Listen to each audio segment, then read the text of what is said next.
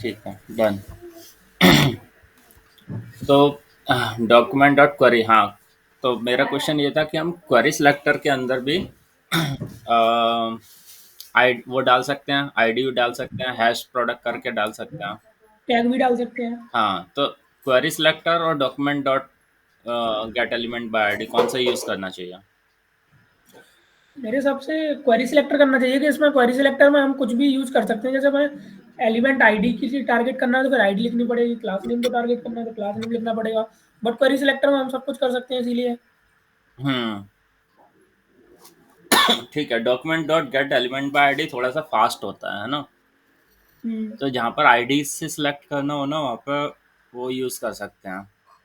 और ये तो नेटिव है ही, क्वेरी सिलेक्टर में तो कुछ भी चलता है। हम्म। ठीक है।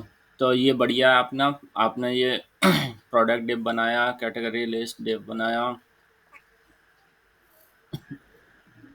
डॉक्यूमेंट। कैटेगरी लिस्ट भी हमारी उसी से आएंगी, एपीआई से। हम्म, डॉक्यूमेंट डॉट क्वेरी सिलेक्टर और एरे बना दिया। डिस्प्ले प्रोडक्ट एसिंक है ये। चलो, ये फंक्शन है, इस पर बाद में आएंगे। नीचे जाऊं, ये फंक्शन कहाँ से कॉल हो रहा है? ये वाला यहाँ से कॉल हो रहा है कैटेगरी फिल्टर में जाके। कैटेगरी, इसमें और ये डिस्प्ले कैटेगरी फिल्टर कहाँ से कॉल हो रहा है? अच्छा, ऑन लोड पर। कैटेगरी फिल्टर एक तो स्टार्टिंग में जब ब्राउजर होगा तब तो यहाँ से कॉल हो जाएगा। हम्म उसके बाद में फिर ये यहाँ से कॉल होगा ऑन क्लिक इवेंट पे, मतलब जो कैटेगरी पे सिलेक्ट करेंगे ना, हम्म। फिर हर बार यहाँ से कॉल होगा। ठीक है, ठीक है।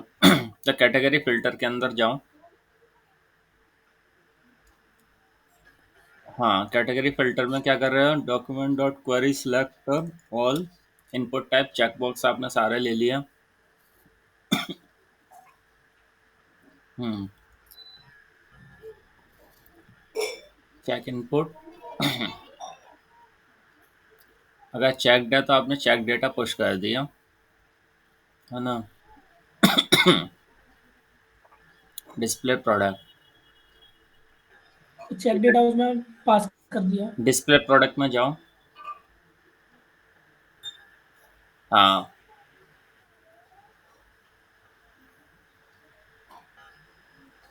चेक कैटेगरी आपके पास आ गई यहाँ पर, अदरवाइज एम्प्टी आ जाएगा। Product div dot inner H T M L, product await लगा दिया आपने, फैच कर लिया आपने, pack store. Final product await product dot JSON, final product dot for each. और सारे प्रोडक्ट आपने फैच करके इसमें ऑल यानी कि कैटेगरी, 20 रिकॉर्ड है तो वो 20 बार चलेगा। All categories dot includes element dot element all, all cat, all cat is what? अच्छा, ऑल कैट एग्जिस्टिंग एरे है। अगर ऑल कैट डॉट, एक्चुअली मैंने इसको यार नोट इसलिए किया हुआ है क्योंकि जैसे कि मान लो कैटेगरी है, अब हर मतलब 20 बार प्रोडक्ट है तो 20 कैटेगरी है मतलब, तो उसमें 4 मेंस क्लोथिंग की है, मतलब जैसे भी है। तो वो क्या करेगा, नोट चेक करेगा कि पहले तो वो खाली है। फिर इसमें जब एलिमेंट कैटेगरी में पहले वाले प्रोडक्ट पे जाएगा जिसकी आईडी 1 है, उसमें मेंस क्लोथिंग है, तो वो चेक करेगा कि मेंस क्लोथिंग है या नहीं। हम्म, यदि नहीं है तभी तो ट्रू होगा, अगर पहले से अगर है तो फिर वो फॉल्स हो जाएगा।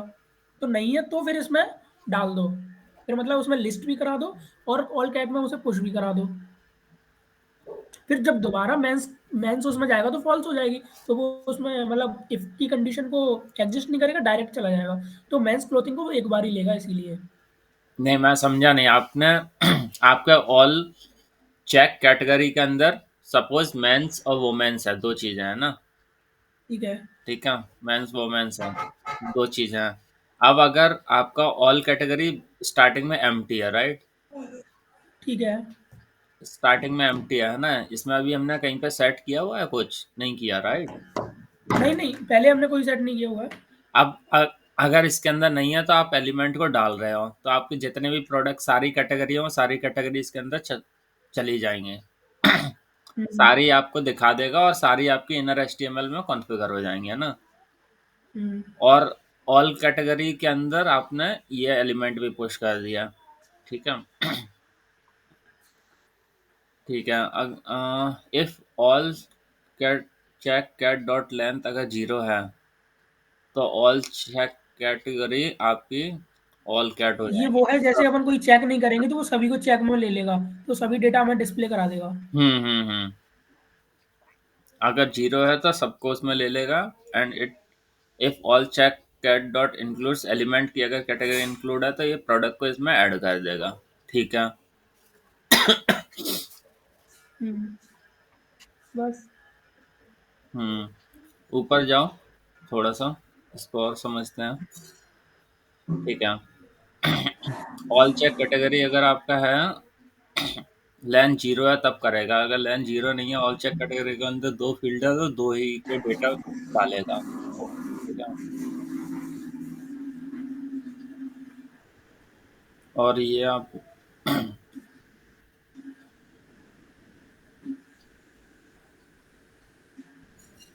तो ऑल कैटेगरी के अंदर सारे पुश हो गए अब।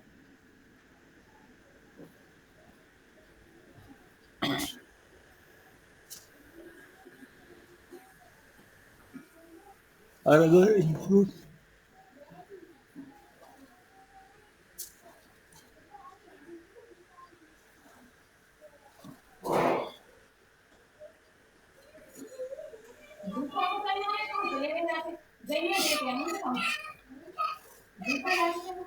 ठीक है।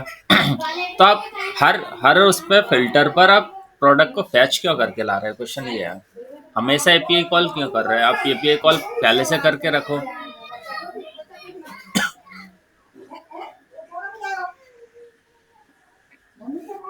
क्यों तो वो एपीआई कॉल से वो क्या, वो 20। हमेशा एपीआई कॉल क्यों कर रहे हैं 9 10 11। जो 9 और 10 वाली चीज है ना, एपीआई कॉल को, एपीआई को पहले से कॉल करके और इस डेटा को कहीं पे सेव करा के रखो एंड उस डेटा पे आप अपना लॉजिक लगाते रहो बार बार। देखो एपीआई कॉल टेक्स टाइम है ना, 1 सेकंड 2 सेकंड लेगी तो हमेशा यूजर एक्सपीरियंस खराब होगा, है ना। बार बार एपीआई कॉल करने से क्या मतलब है। इंटरनेट भी कंज्यूम होगा आपका, स्लो भी दिखेगा, हम्म, है ना। तो ऑन लोड पर आप डेटा लोड करा लो सबसे पहले। सबसे पहले एपीआई कॉल करा लो, उस डेटा को रख लो।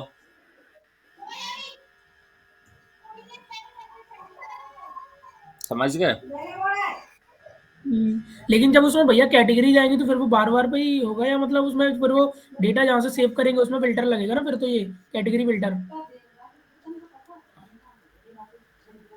जैसे अभी जो कैटेगरी फिल्टर का जो भी उसमें अपन मतलब पैरामीटर देंगे वो इसमें जाएगा, तो फिर तो जहाँ से डेटा सेव करेंगे वहां से उठाएगा फिर तो वो। हाँ, जैसे फाइनल अंडरस्कोर प्रोडक्ट के अंदर आपका डेटा है ना, तो उसी के अंदर से हमेशा डेटा उठाएगा क्योंकि आपने सारे प्रोडक्ट्स लोड करा लिए ना एक साथ। हम्म,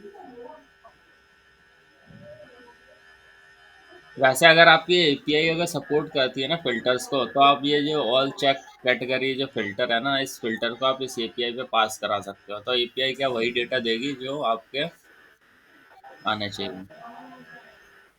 ठीक है, काफी ठीक किया हुआ है।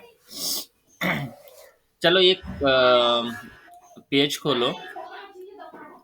अ, एक एक क्वेश्चन देता हूँ आपको। एक एरे में न्यू। एक एरे में डुप्लीकेट नंबर्स है, उसमें से यूनिक नंबर निकालने हैं। Wait wait.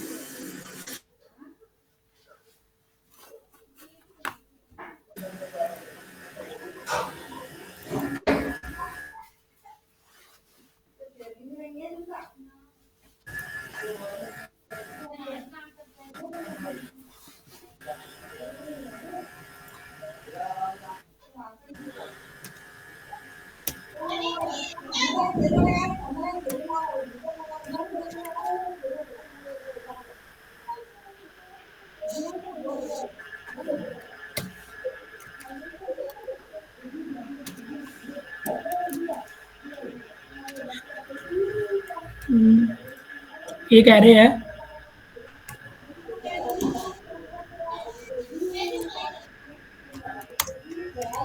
एक एरे है।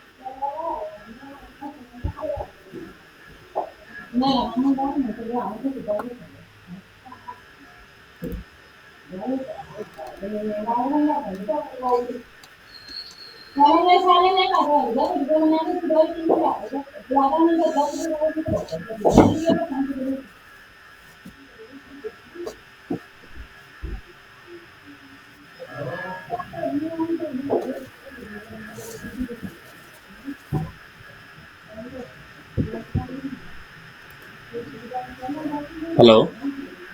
हाँ भैया। हाँ शिवम, वेट कर रहे हो क्या मेरा? हाँ, मैं सोच रहा था आप पहले बता रहे हो। अच्छा नहीं, कोई भी एज्यूम कर लो। फॉर एग्जांपल 3,1,3 करो। सिंपल। 3, कॉमा 1, 3। अब इसमें से मुझे 3,1 या 1,3 रिटर्न करा के दो, है ना? Unique array with unique element only. ये प्रॉब्लम सॉल्विंग है ना?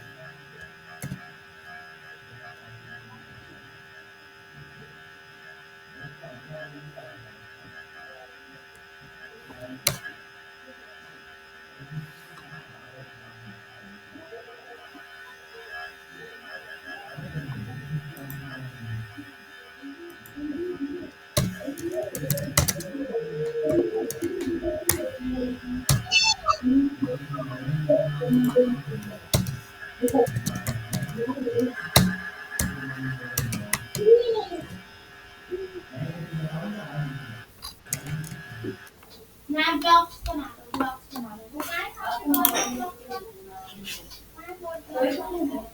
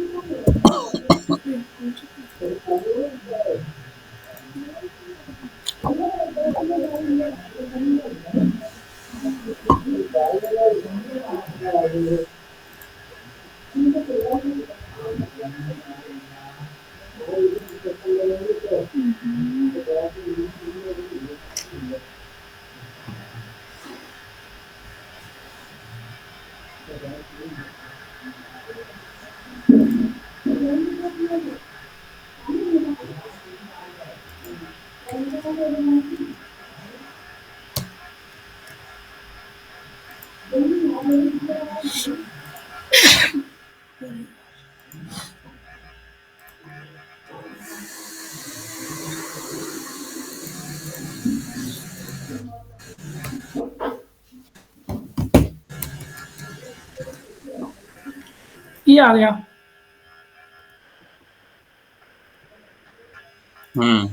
हेलो। क्या लॉजिक लगाया? मैंने लगा ये रहा। पहले मैंने एक एरे लिया, हम्म। एक फंक्शन बनाया, हम्म। वही सेम इसमें एक एम्पटी वो डाला हम्म। एरे। फिर यहाँ से जो डेटा आएगा एरे का, हम्म। उसको इसमें चेक किया, डेटा फॉर ईच, तो वो 3 बार चलेगा। हम्म। फिर उसमें लगाया कि मतलब पहले 3 आएगा, हम्म। अगर एआरआर में इंक्लूड नहीं है हम्म। तो पुश कर दो। हम्म। तो अगर नहीं था, पहले एम्पटी था, तो उसने 3 को पुश कर दिया। ठीक है, फिर वो दोबारा 1 को लेके आया, 1 को लेके आया, 1 भी इसको नहीं मिला एआरआर 1 में, तो उसने एरे 1 में नहीं मिला, तो उसने फिर से पुश कर दिया। ठीक लेकिन है। जब वो 3 को डालेगा हम्म। तो उसको इंक्लूड है, ठीक है। तो कंडीशन फॉल्स कर देगा, तो ठीक है। ये बताइए, ये इंक्लूड्स इंक्लूड्स कैसे काम करता है? इंक्लूड उसमें चेक करता है जिस मतलब एरे पे हम लगाते हैं कि उसमें ये चीज एलिमेंट है या नहीं। अगर होगा तो वो तो वो चेक रिटर्न करेगा। वो चेक करता कैसे है? इंटरनली क्या होता है, ये जो इंक्लूड है ना, वो उस एरे में लूप लगा के देखता है ना। इंक्लूड्स, अच्छा। है ना, लूप लगा के देखता है। तो इसकी टाइम कॉम्प्लेक्सिटी भी पढ़ी थी ना हमने। हाँ भैया, टाइम कॉम्प्लेक्सिटी तो पड़ी थी, लेकिन टाइम कॉम्प्लेक्सिटी निकालना नहीं आता। टाइम कॉम्प्लेक्सिटी देखो, एक लूप मतलब एक लूप है, आपका एरे है एन एलिमेंट का, है ना। हम्म। एन एलिमेंट मतलब यहाँ पर कितने, 3 एलिमेंट का एरे, राइट। अब हम्म। किसी की टाइम कॉम्प्लेक्सिटी निकालनी है, इसका मतलब क्या है कि कितना टाइम लगेगा एक एक एग्जीक्यूशन को, एक लाइन को 1 यूनिट बोलते हैं, 1 यूनिट टाइम लगेगा, है ना। क्या सेकेंड और मिली हम्म। सेकेंड और 1 यूनिट टाइम लगेगा एक स्टेटमेंट को। ठीक है, तो आपका टाइम कॉम्प्लेक्सिटी निकालते हैं ना। ये 4 है, वो आपका बिगो 1 लेगा, बिगो 1 बोलते हैं ना। हम्म। ठीक है, पांचवा आपका क्या dot for each, for each कितनी बार चलेगा, डेटा की जितनी लेंथ है, राइट। हम्म। तो डेटा की लेंथ आपका एन है, राइट? तो ये चलेगा big O N times, right? N times hmm. चलेगा यहाँ पर। अब हर एलिमेंट के लिए आपका एरे वन डॉट इंक्लूड भी लूप में चलेगा, राइट? मतलब हर हम्म। एलिमेंट के लिए अगेन ये एन टाइम्स चलेगा, है ना? हम्म। है ना? तो ये बेसिकली आपका हो जाएगा n into n, n square times ये लाइन्स एग्जीक्यूट होंगी। तो इसकी टाइम कॉम्प्लेक्सिटी होगी बिगो एन स्क्वायर टाइम्स। अगर आप लाइन देखोगे ना, जैसे डेटा डॉट फॉर ईच आपका 3 बार चलेगा। फिर हर हम्म। हर लूप के अंदर भी एक लूप है, राइट? जो इंक्लूड चला रहा होगा, है ना? तो एक लूप आपका 3 बार चलेगा, राइट? तो 3 इंटू 3 9, हम्म। है ना? बिगो एन स्क्वायर मतलब 3 की पावर 2 9। और प्रैक्टिकली भी देख सकते हैं एन, राइट? तो बिगो एन। सो इसकी कॉम्प्लेक्सिटी हो गई बिगो एन स्क्वायर। मतलब अभी अगर एलिमेंट हम बढ़ाएंगे अरे के अंदर, अभी 3 है, 3 के अगर 300 कर देंगे तो 300 की पावर 2, ठीक है? तो हम्म। 90,000 टाइम लगेगा इसको करने में, है ना? इसका इसका वो आपने पढ़ा है? आपने मैप और सेट भी तो पढ़ा है जावास्क्रिप्ट में, हाँ, मैप सेट पढ़ा तो है। है ना? हम्म।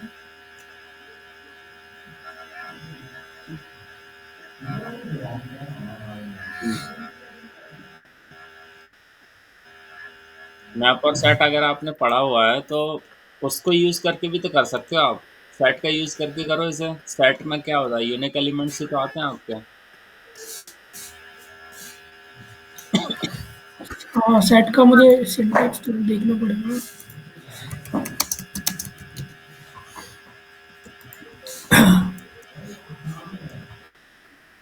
पढ़ो। सेट में भी यूनिक एलिमेंट रहते हैं। सेट। अरे ये तो सेट हुआ है। सेट डाटा से।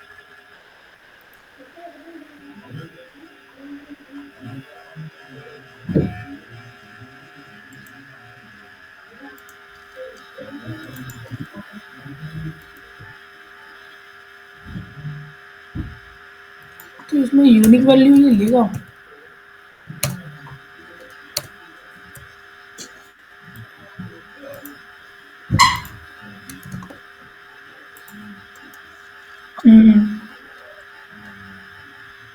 न्यू सेट लगा के बाद 2 बार सी डालो तो वो 1 बार लेगा, और रीच लगा के। हम्म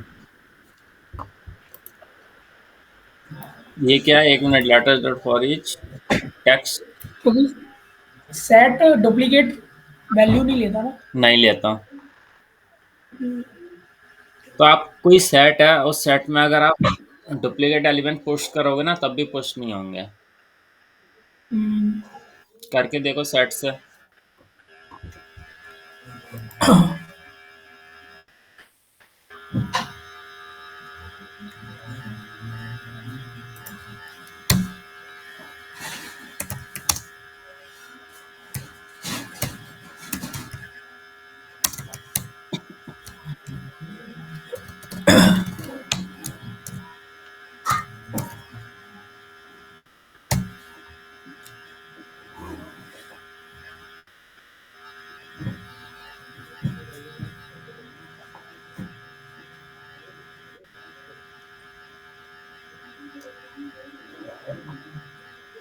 ये बुक तो काफी महंगी है, जावास्क्रिप्ट द डेफिनेटिव गाइड। 3,200 की है।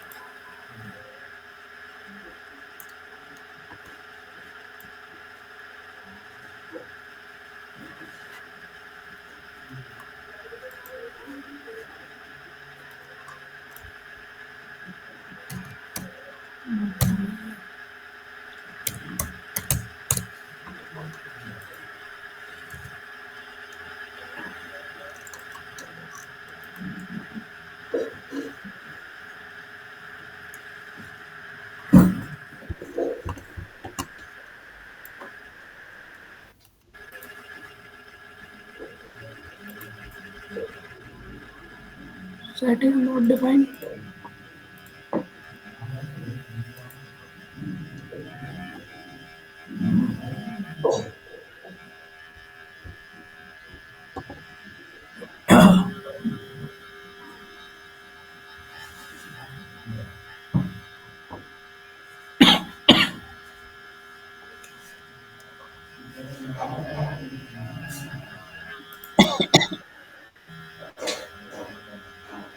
ये सेट इज नॉट डिफाइंड क्यों बता रहा है? सेट इज नॉट डिफाइन इसलिए बता रहा है क्योंकि एस आपने स्मॉल ले लिया। अच्छी है। हम्म। ये आ गया। तो फिर इसने क्या यहीं से उसको मतलब नहीं नहीं नहीं, एम वो लो, एम्प्टी सेट लो। एम सेट में से एरे को हटाओ। हम्म। ठीक है। अब आपने ये रिमूव जो एस कॉल किया हुआ है ना, ये अंदर से लॉजिक हटाओ, 4 to 9 ये सब हटा दो।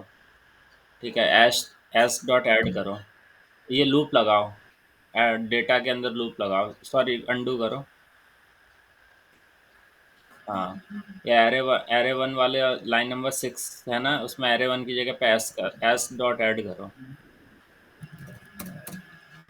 मतलब ये उसमें अच्छा सेट में डालेंगे उस वैल्यू को? हाँ, एस डॉट ऐड करो। मेथड ऐड होता है इसका, पुश नहीं होता। ठीक है। नहीं नहीं नहीं, ये कहाँ पर कर रहे हो एरे को क्या? अच्छा हाँ लेकिन फिर वो वैल्यू कहाँ से हाँ आएगी? हाँ हाँ हाँ हाँ हाँ। ठीक है। और एरे को पास करा रिमूव के अंदर, नीचे लाइन नंबर 13।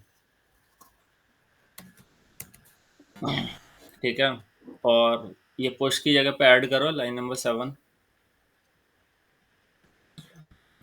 अच्छा इसका ऐड मेथड है। हम्म। और ये एरे वन हटा दो लाइन नंबर 5।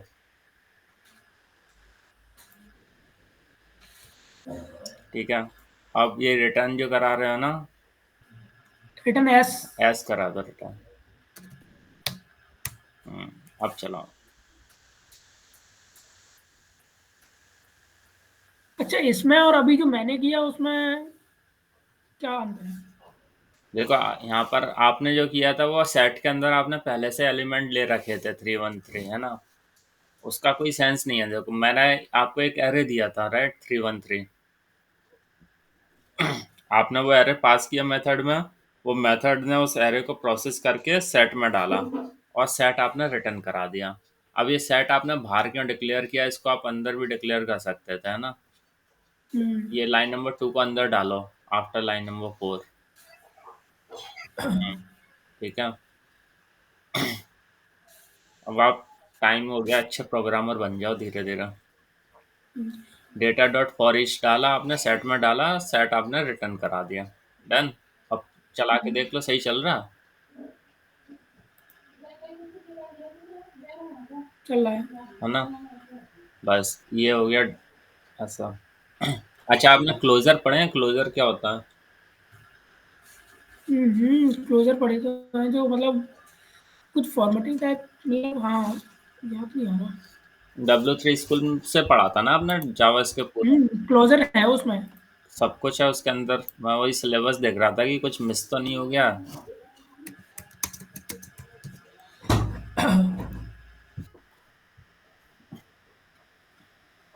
वो बात लॉन्ग हाँ वो लोकल वेरिएबल वही है। हम्म।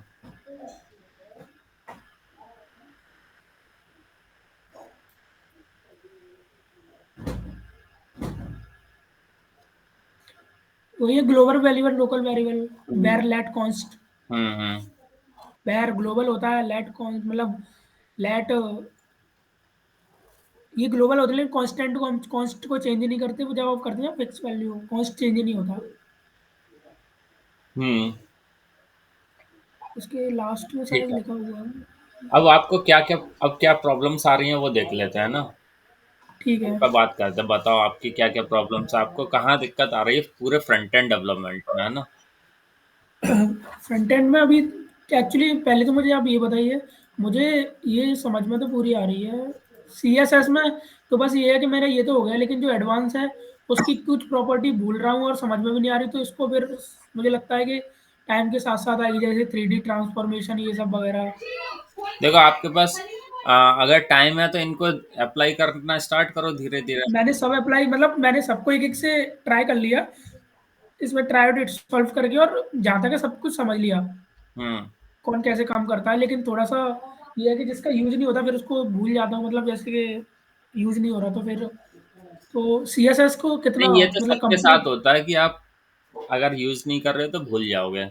लेकिन आप इन सबको कर करके देख लो अच्छे से, एक बार नहीं, तीन तीन चार चार बार करके देख लो। सो डैट कि जब टाइम आए करने का ना, तो आपको ये ना लगे कि मैं कर पाऊंगा या नहीं कर पाऊंगा। जब तीन चार बार कर लोगे ना, तो हाँ ठीक है मैं कर दूंगा, मैंने किया हुआ है, पढ़ के आप कर पाओ, है ना?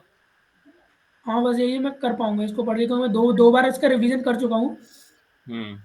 आपको रेस्पॉन्सिव वेबसाइट बनाना आ गई? स्टार्टिंग में प्रॉब्लम आ रही थी आपको?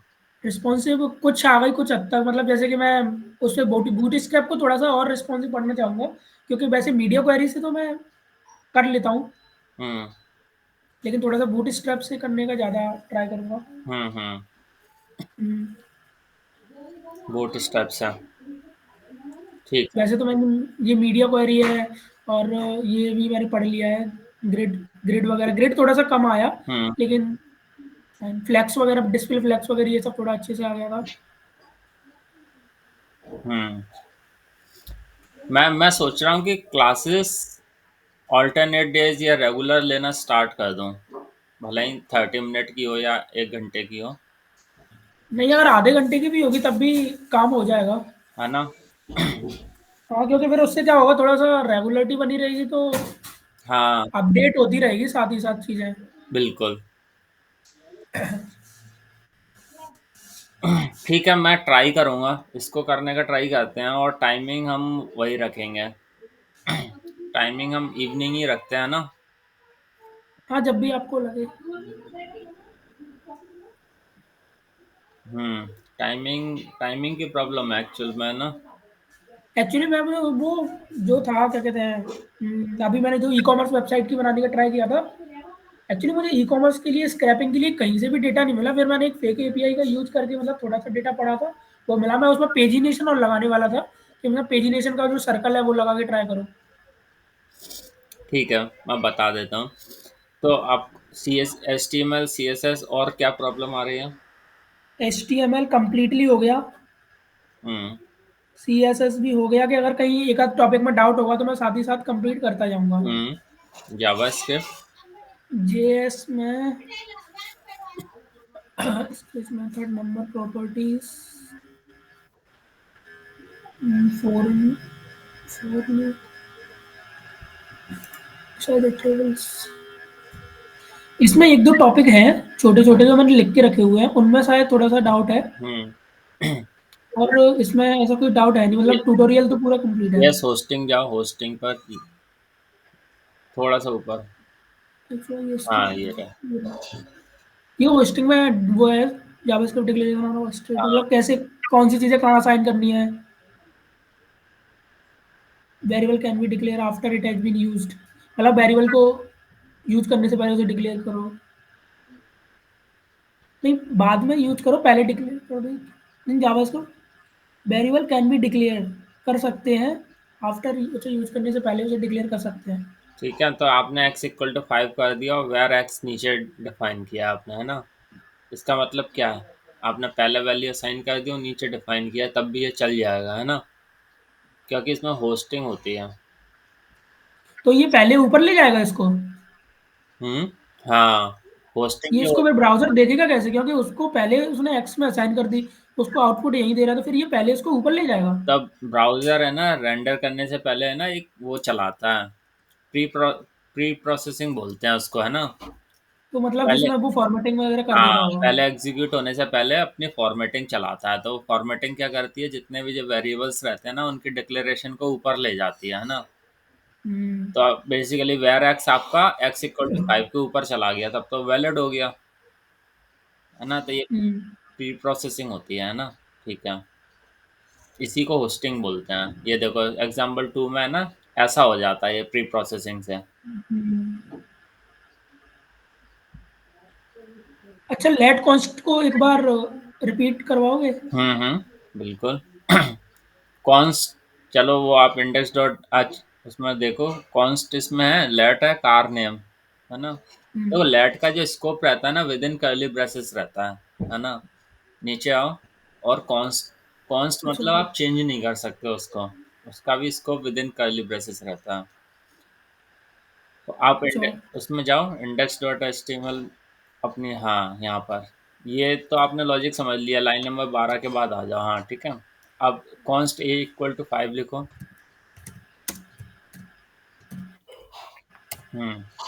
और लेट ए इक्वल टू 5 लिखो। अब B equal to, B B variable declare हो गया ना, B B B B equal to 5। Sorry. ठीक है, अब कंसोल कराओ नीचे, ए कॉमा बी, है ना?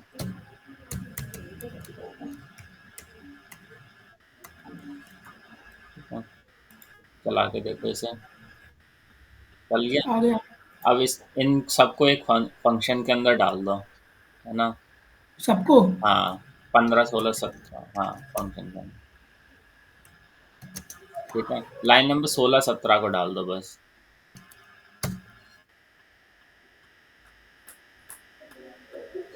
ठीक है, अब ए बी को कॉल करा दो लाइन नंबर 20 के बाद। हम्म ठीक है, अब एरर आ गई, इज नॉट डिफाइंड। है ना? क्योंकि ए आपका कहाँ पर डिफाइन है आपका, फंक्शन के स्कोप, अंदर है ना? ब्लॉक ब्लॉक में। हम्म अगर इसको यहीं कराएंगे तो हो जाएगा। हाँ, यहाँ कराएंगे तो हो जाएगा। ठीक है, अब दि- चलो, अब आप, मतलब ये ब्लॉक से बाहर कोई मतलब नहीं रखता, हाँ, अपने उसमें ही काम करता अब रहेगा। ब्लॉक के बाहर इनकी एक्सेस नहीं है, क्योंकि लेट और कॉन्स्ट का जो स्कोप रहता है, एक्सेसिबिलिटी है, वो विद इन कर्ली ब्रेसेस है ना? लाइन नंबर 15 का जो कर्ली ब्रेस है और लाइन नंबर 19 यहाँ तक है। तो आप कंसोल डॉट हम्म। लॉग को अंदर ले जाओ, है ना? हम्म। ले जाओ, अंदर ले जाओ, अब लाइन नंबर 18 पर। अब ए है, अब आप करो कॉन्स्ट ए, है ना? लाइन नंबर 18 पर ए इक्वल टू 6 करो। कॉन्स्ट। नहीं नहीं नहीं, सिर्फ ए इक्वल टू 6। ठीक है, हाँ, अब ये फेल हो जाएगा, देखो, constant can not be change, assignment to constant assign variable, constant variable. है ना? एक्सेप्शन आ गई, क्योंकि कांस्टेंट मतलब फिक्स, कांस्टेंट का अगर हिंदी मीनिंग देखोगे तो फिक्स रहता है, ये चेंज नहीं होता, है ना? एंड आप उसको चेंज करने का ट्राई कर रहे हैं। मैं इसको थोड़ा लिख लेता हूँ। हम्म कुछ तो इंग्लिश के जो वर्ड है ना, उनके मीनिंग अगर आप देख लोगे ना, तब भी काफी कुछ याद रहेगा आपको। ये एक्चुअल में मीनिंग नहीं दे, जैसे कंसोल है, इसका अगर हम ट्रांसलेशन देखेंगे, नहीं हुआ।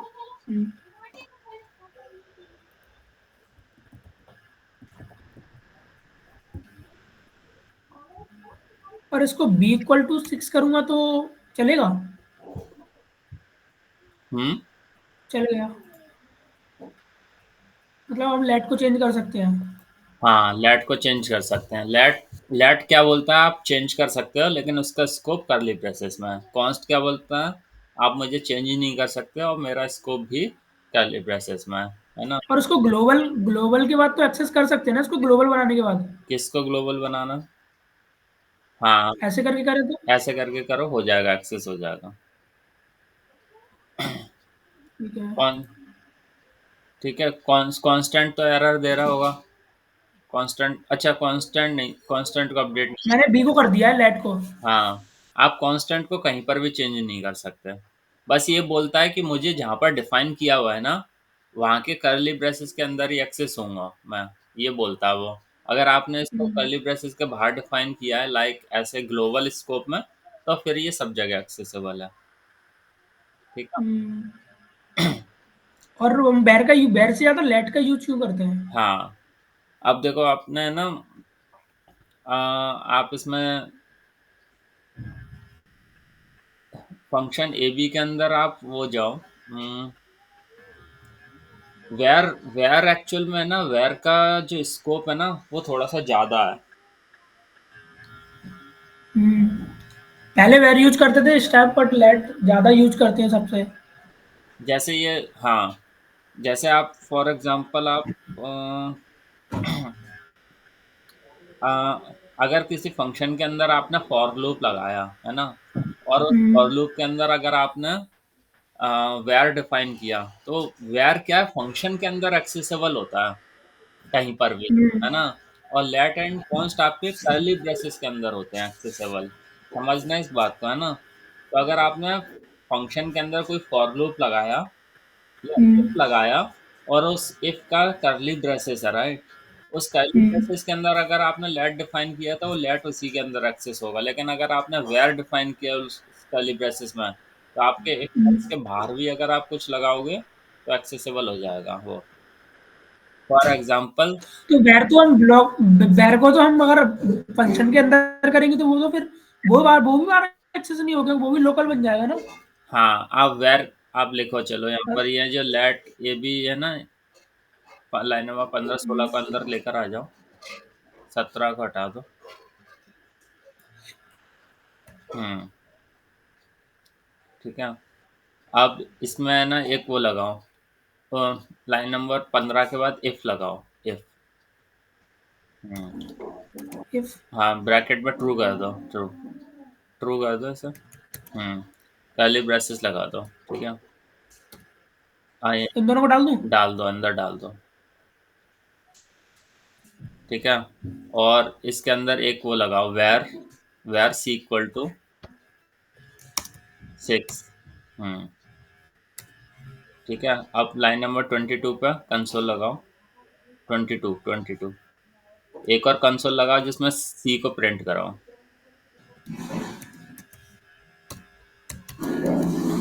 सी अकेले को, और इसको ऊपर ले जाओ 22 के ऊपर।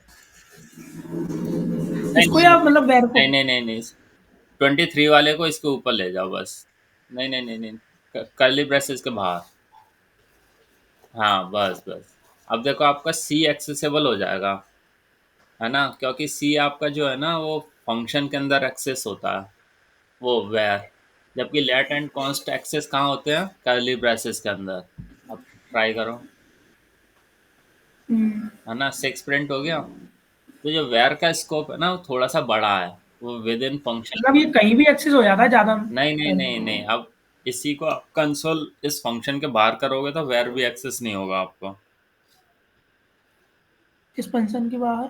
हम्म। अच्छा, मतलब ये फंक्शन के बाहर पूरे गए? हाँ, इनको दो, हाँ, यहाँ डालोगे तो एक्सेस नहीं होगा, करो। हम्म, नहीं हुआ ना।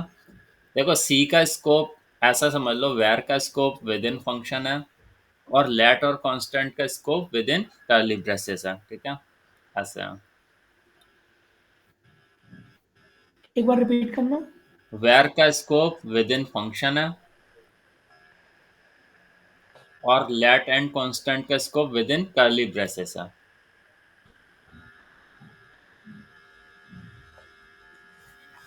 ठीक है।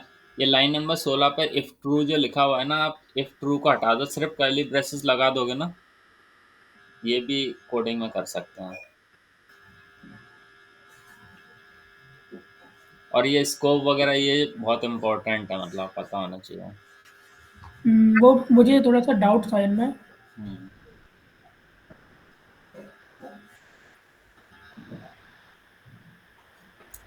ठीक है। लाइन नंबर 16 पे से इफ ट्रू हटा दो, सिर्फ कर्ली ब्रेसेस छोड़ रख लो, है ना।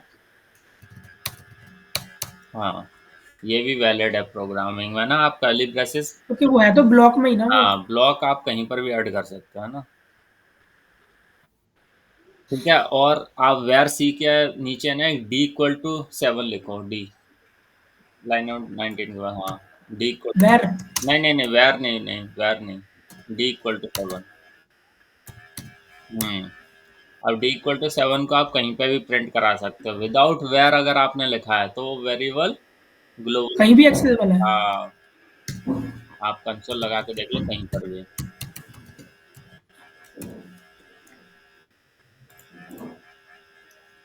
D is not defined. D is not defined. क्या है? इसमें सेमीकोलन की प्रॉब्लम करता है। अब वही ना, आपने ना एक्चुअल में उसको असाइनमेंट होने से पहले ही आपने वो कर दिया ना, कॉल, कंसोल अच्छा अच्छा, हाँ हाँ ड्यूटी के हाँ, बाद कर इसको दिया। उसके बाद कर देता। हाँ, फिर भी ए इज नॉट डिफाइंड एक्स। ये, अच्छा ये एरर दे रहा है। हाँ, इनको कमेंट कर दो 23 और 24 को ना, वो फेल हो गए ना तो फिर वो वहीं रुक जाता है, इंजन है ना आपका। हाँ, दे दिया। ठीक है। एक बार ये लाइन नंबर 20 चल गई तो फिर ये वेरिएबल कहीं पर भी एक्सेसिबल होने लगेगा, है ना। हम्म, तो प्रोग्रामिंग के बहुत बड़ा बहुत इम्पोर्टेंट चीज़ होती है स्कोप्स वगैरह, इनके वेरिएबल और उनके जो डेटा टाइप्स है ना, ये लेट कॉन्स्ट, इनके स्कोप्स वगैरह है ना, डेटा टाइप। इसको डेटा टाइप बहुत इंपॉर्टेंट होते हैं, दीज आर। इसको हम फंक्शन के पहले भी कॉल कर सकते हैं ना। बिल्कुल कर सकते हो, क्योंकि इसकी डेफिनेशन ऊपर से ली गई है। ठीक है, चलो ये तो कॉन्सेप्ट क्लियर हो गया। और बताओ, आपके अब डाउट्स ही सॉल्व करने हैं मुझे कि आपको क्या समझ में नहीं आ रहा, वो ज़्यादा अच्छा है ना। और तो इसमें ज़्यादातर तो चीज़ें पढ़ी हुई हैं मैंने, 2-3 और।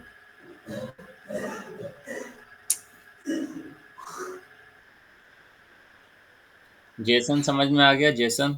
जेसन तो एक डेटा सेव करने का फॉर्मेट है जो की वैल्यू पेयर में डेटा लेता है। की वैल्यू पेयर है, स्ट्रिंग फॉर्मेट है। अच्छा, कांस्टेंट, कांस्ट में एक और चेंज है, कांस्ट की एक और हम्म, चीज़ बताता हूँ आपको जो इंटरव्यू में पूछते हैं, ठीक है।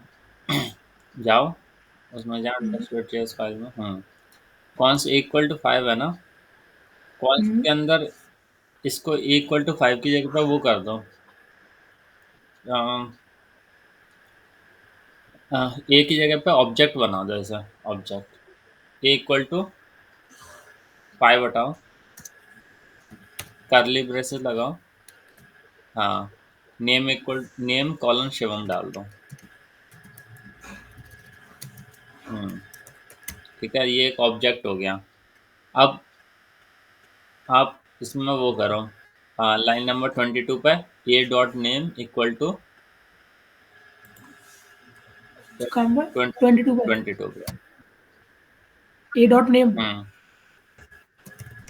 इक्वल टू, किसका नाम लोगे, आकाश लिख दो, ठीक है। अब बताओ, ये कांस्टेंट कॉन्स्ट है, ये तो क्या ये चेंज हो जाएगा?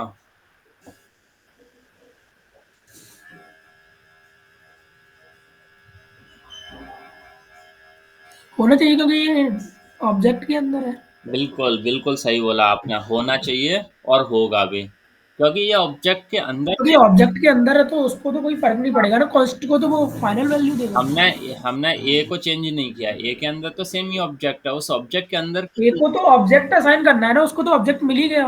हाँ, तो हम ऑब्जेक्ट के अंदर कोई भी चेंज कर सकते हैं, सिर्फ ए के अंदर हम कोई नया ऑब्जेक्ट नहीं डाल सकते हैं ना। तो फिर इस कंडीशन में तो फिर हम एरे में भी कर सकते हैं। एरे में भी चेंज कर सकते हो आप, हाँ, सिर्फ ए के अंदर नई चीज नहीं डाल सकते, मतलब हर ऑब्जेक्ट का नाम होता है ना, अगर आप देखोगे ना इसमें जाके,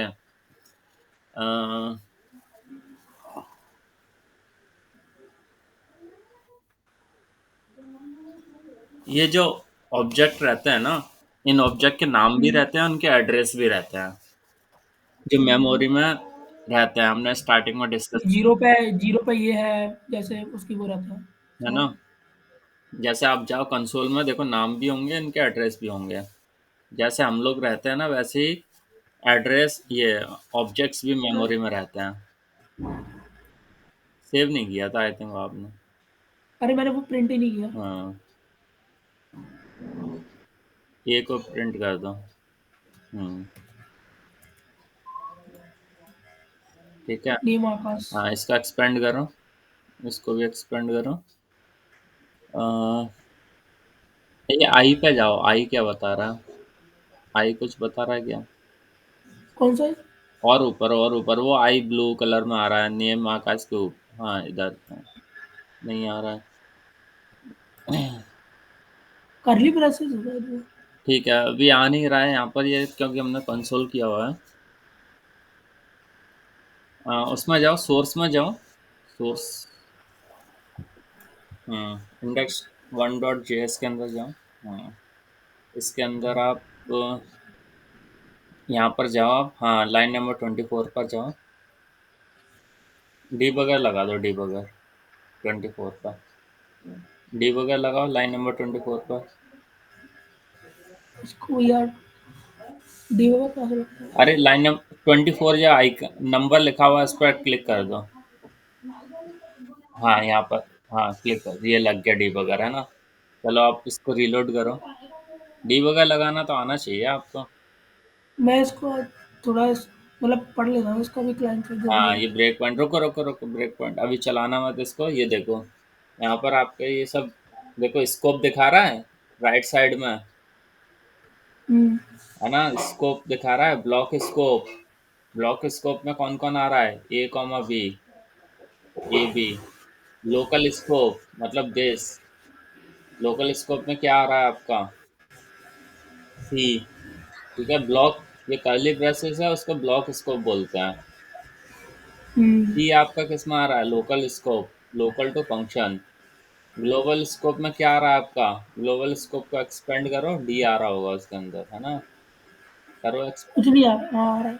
नहीं आ रहा है। आएगा आएगा आएगा। ये आ रहा है, ये आ रहा है वो बस। ये ए भी आपका फंक्शन है ना सब। सी, सी चल रहा है, नीचे आओ थोड़ा सा। डी भी मिलेगा आपको इसी में, ग्लोबल स्कोप में। ये देखो, हाँ, ये रहा। है ना? ये सब ग्लोबल स्कोप में है। अब इसे क्लोज कर दो। इसको, कर दूँ क्लोज? नहीं नहीं नहीं, इसको नहीं, इसको वो करो। आ, दीवा हटा दूँ? नहीं नहीं, कोलैप्स करो उसको, ग्लोबल को। हाँ हाँ, कोलैप्स करो, हाँ। ठीक है, ये ए बी इंडेक्स पे है, कॉल स्टैक, है ना?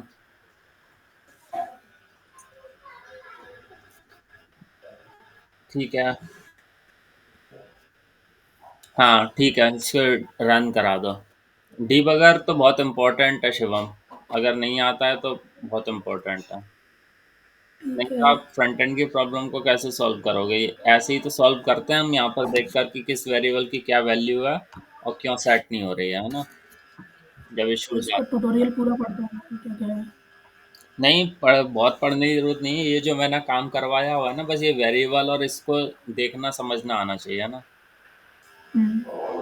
है ना? डीबगर मैंने काफ़ी बार बोला भी है, आपको आना चाहिए पूरा। यूट्यूब पे वीडियो देख लो और हम्म। सीख लेना, है ना? ठीक है। ठीक है। और बताओ, और क्या प्रॉब्लम्स है आपकी? प्रॉब्लम्स, आप कोई प्रोजेक्ट या कुछ ऐसा बताओ जिससे थोड़ी सी लर्निंग, क्योंकि फिल्टर तो अब धीरे धीरे समय के साथ साथ करता जाऊंगा तो बढ़ता जाएगा और समझ में आता जाएगा। कोई और चीज़ें ऐसी, अच्छा, अभी आप बोल रहे थे क्योंकि कोई ना, प्रोजेक्ट से। आपको फ्लिपकार्ट वाला पेज बनाने में हाँ। प्रॉब्लम आ रही है। नहीं नहीं, उसके लिए मुझे डेटा चाहिए होता है। डेटा क्या है, मुझे वैसे सेव करना होगा रैंडमली। एपीआई मतलब कहीं, मतलब वो नहीं हो रही है स्क्रैपिंग कहीं से। मैंने जितने भी ई कॉमर्स वेबसाइट चेक की, कोई डेटा नहीं दे रही है। हम्म। मैंने वो मीशो का बनाने का ट्राई कर रहा था, उसमें ही मैंने डाला था वो। क्या प्रॉब्लम आ रही थी?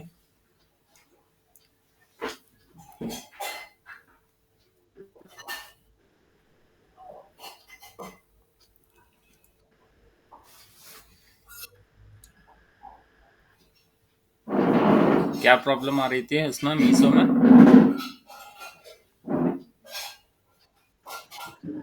अरे एक्चुअली मुझे उसकी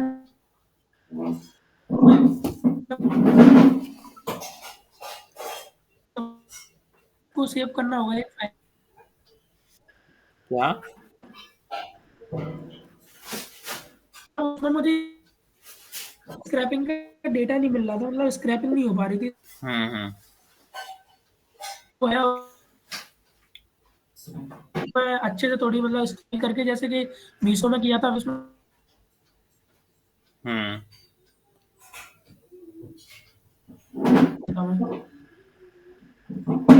ठीक है।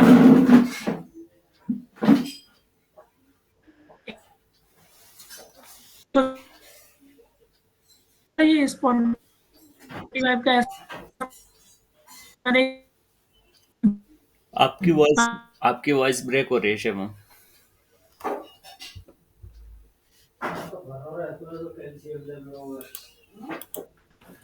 एक्चुअली मैं स्पॉन्टिफाई बनाने का ट्राई कर रहा था। स्पॉटिफाई।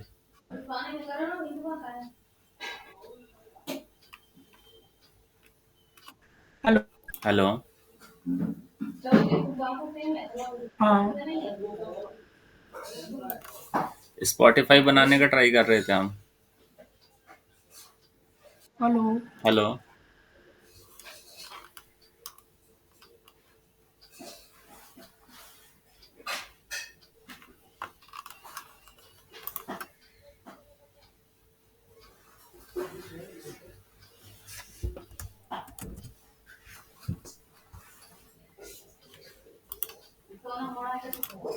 हेलो। हाँ, आपकी शिवम आवाज कम आ रही है। हेलो। हाँ भैया। हम्म। अब सही आ रही है? अब सही आ रही है।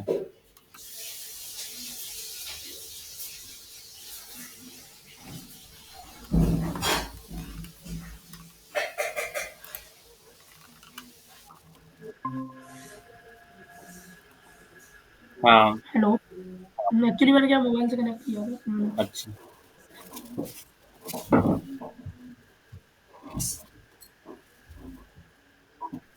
तो मैं सोच रहा था कि एक कोई मतलब उसका एरे बनाऊं या फिर मतलब सॉन्ग का, फिर उसको चेक करके देखूं कि ये प्लेलिस्ट मुझे दे रहा है कि नहीं दे रहा। हम्म। हम्म। स्पॉटिफाई बनाने का वो कर रहे हो आप ट्राई। हम्म। ठीक है, आप बनाने का ट्राई करो स्पॉटिफाई। क्या या फिर या आप फिर कुछ और हो तो। आप एपीआई खुद से बना लो ना, कुछ डमी एपीआई नोड जेएस में बना लो आप। नोट जेएस भैया मुझे कहाँ आता है, वही तो। अच्छा, नोड जेएस नहीं आता अभी आपका।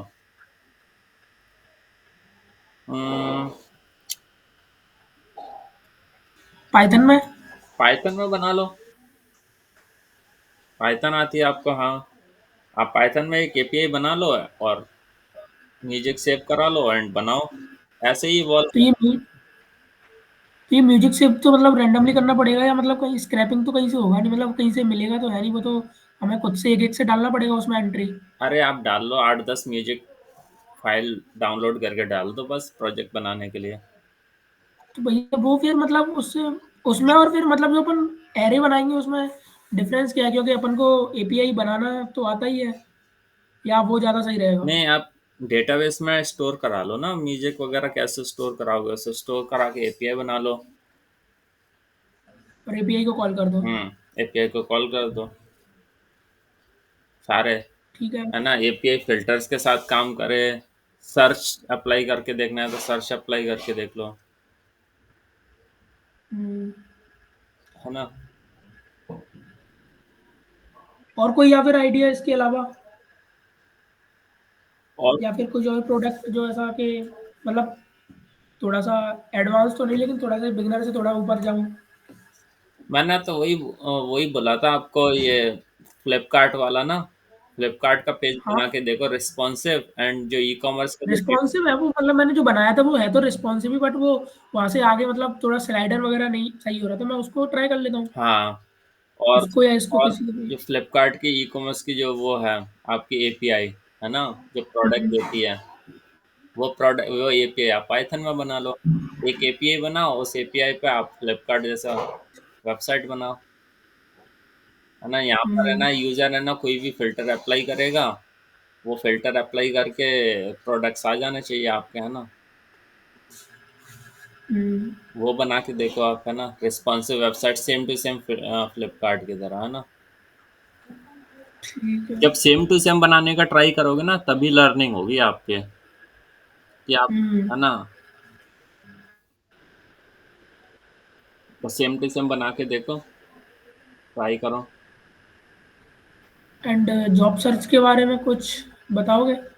जॉब सर्च के बारे में देखो, वो अच्छा, जॉब सर्च के लिए तो आप, ये वही तरीका है, लिंक्डइन और नौकरी। अभी आपने और एचआरस वगैरह को कनेक्ट किया है क्या?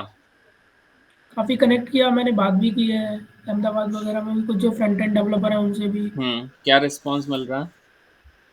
ज़्यादातर तो सब लोग यही कह रहे हैं, करंटली अभी कोई ऐसी वैकेंसी अवेलेबल नहीं है। हाँ, अभी थोड़ा सा मार्केट डाउन है इसलिए। ये मार्केट डाउन कब तक चलता है? ये मार्केट हमारे हाथ में नहीं होता है एक्चुअल में ना।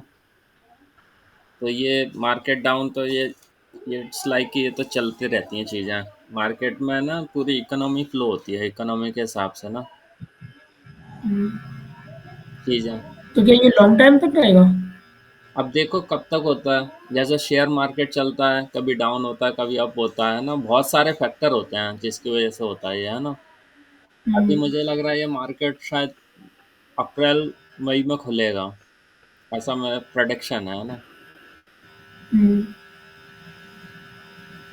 तो फिर मतलब हायरिंग थोड़ी सी ज़्यादा होगी?